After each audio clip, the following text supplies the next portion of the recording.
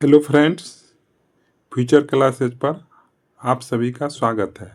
जो भी छात्र बिहार से डीएलएड करना चाहते हैं और डीएलएड करके शिक्षक बनने की सपना सोच रहे हैं, तो आप सभी के लिए बिहार विद्यालय परीक्षा समिति के तरफ से डीएलएड इंट्रांस की परीक्षा का फॉर्म का डेट घोषित कर दिया गया है। तो आप लोग कब से कि फॉर्म अप्लाई कर सकते हैं? 11 दिसंबर से लेकर के कब से 11 दिसंबर से लेकर के आप 24 दिसंबर तक इसका फॉर्म भर सकते हैं। मतलब डीएलएड फॉर्म भरने का कि डेट कब घोषणा किए हैं, तो 11 दिसंबर से लेकर के 24 दिसंबर तक। इसके लिए क्या क्या कैटेगरिया दिया गया है कि कौन कौन इसके लिए कि एलिजिबिलिटी रखते हैं। तो देखिए इसके लिए क्या शैक्षणिक योग्यता रखा गया है। इसके लिए शैक्षणिक योग्यता है कि आप उच्च माध्यमिक +2 यानी 10+2 अथवा इसके समकक्ष परीक्षा में कम से कम 50% अंक होना चाहिए। कितना अंक होना चाहिए? 50% अंक होना चाहिए। यानी आपके इंटर में 50% अंक होना जरूरी है। नामांकन हेतु सभी आरक्षित कोटि निःशक्त उम्मीदवार के लिए अर्हता अंकों में 5% की छूट होगी। मतलब जो निःशक्त उम्मीदवार है यानी जो विकलांग है उसको 5% का छूट कि दिया जाएगा। और 50% अंकों के साथ मौलवी की परीक्षा में पास करने वाले उर्दू अभ्यर्थी डीएलएड पाठ्यक्रम में नामांकन के पात्र होंगे। यानी जो मौलवी की परीक्षा दिए हैं यानी उर्दू से, तो उसको कि कितना अंक होना चाहिए? 50% अंक से वो कि पास होना चाहिए। कितना? 50% से कि पास होना चाहिए। इसके बाद है कि डीएलएड पाठ्यक्रम में नामांकन हेतु आयोजित होने वाली परीक्षा में सम्मिलित होने के लिए वैसे अभ्यर्थी भी आवेदन जमा कर सकेंगे जो वर्ष 2026 की उच्च माध्यमिक यानी 10+2 अथवा इसके समकक्ष की वार्षिक परीक्षा 2026 में सम्मिलित होंगे। कह रहा है वो भी जो 2026 में परीक्षा देंगे वो भी सम्मिलित होंगे इसके लिए।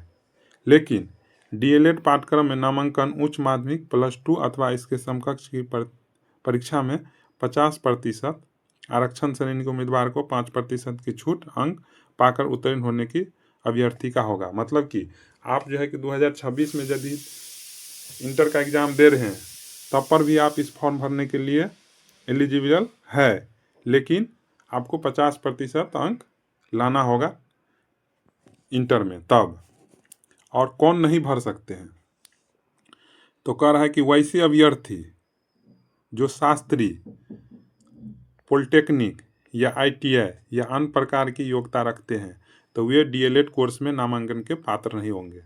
मान लीजिए कोई स्टूडेंट कि 10th किया, इसके बाद वो पॉलिटेक्निक कर लिया, तो क्या पॉलिटेक्निक वाला डीएलएड का फॉर्म भर सकता है? तो नहीं भर सकता है। लेकिन किसी अभ्यर्थी ने 10+2 में वोकेशनल कोर्स के अंतर्गत योग्यता हासिल किया, यानी कोई वोकेशनल कोर्स किया है, तो वो या 10+2 अथवा फोकनिया के बाद इंटर +10+2 की योग्यता हासिल किए हैं तो वे डीएलएड का फॉर्म अप्लाई कर सकते हैं। इसके लिए एज कितना रखा गया है? तो न्यूनतम एज सीमा रखा गया है 17 वर्ष। कितना? 17 वर्ष आपको होना चाहिए, तब आप कि इसका फॉर्म भर सकते हैं। अब चलते हैं कि इसका सिलेबस क्या है। देखिए इसमें टोटल कि 120 प्रश्न होंगे। कितना? 120 प्रश्न होंगे। कितना? 120 प्रश्न कि टोटल होंगे। 120 प्रश्न कि टोटल होंगे जो वस्तुनिष्ठ प्रकार के होंगे यानी ऑब्जेक्टिव होगा। ठीक है, जिसके लिए समय कितना दिया गया है आपके पास? तो 150 मिनट यानी 2.5 घंटा। कितना मिनट दिया है? 2.5 घंटा मतलब कि समय दिया जाएगा। इसमें अब 120 मार्क का आपका परीक्षा होगा, उसमें कौन से सब्जेक्ट से कि कितना रहेगा?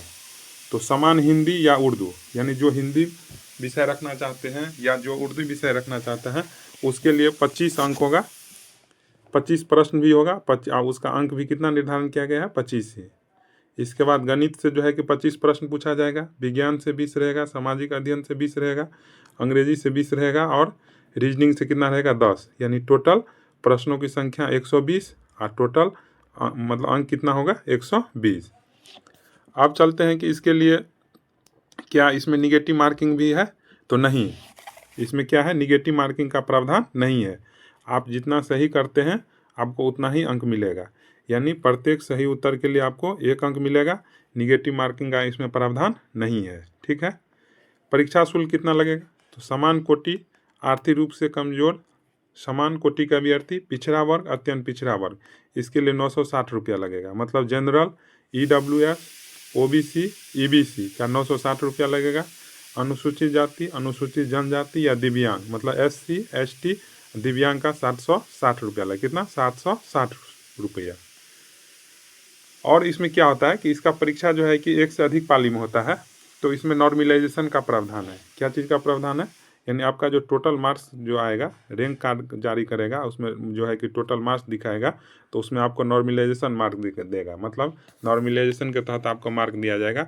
मतलब कहने का अर्थ ये हुआ कि आप यदि 120 में 80 को सही किए हैं तो आपका हो सकता है कि आपका मार्क जो है 80 न रह करके आपका जो है कि हो जाएगा 85 भी हो सकता है और 78 भी हो सकता है। ठीक है।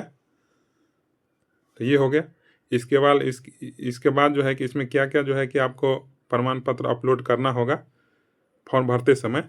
तो रंगीन फोटो और सिग्नेचर, क्या रंगीन फोटो और सिग्नेचर करना पड़ेगा।